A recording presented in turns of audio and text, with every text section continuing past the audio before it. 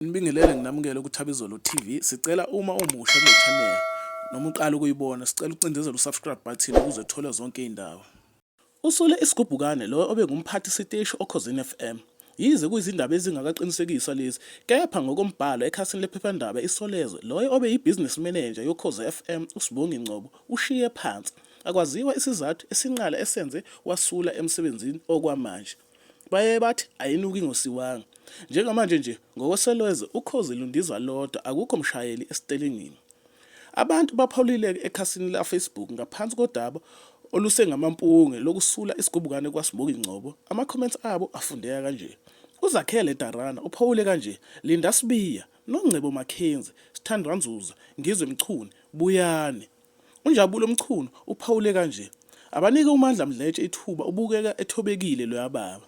Kanti uMnelisi Ndidane yena uphawule kanje: Paris Song of the Year 2023-24 will always come back to haunt people. Ngivale ngoSilindile Ntshangase yena othe wenze kahle ngoba kulonyaka asifune mgunyathi kuyingoma yokuhlukanisa unyaka, akobe kuphelileke ubuqhophololo. Ungashiya ukuphawula kwakho ku-comment section. Sibonge, sihlangane ngokuzayo.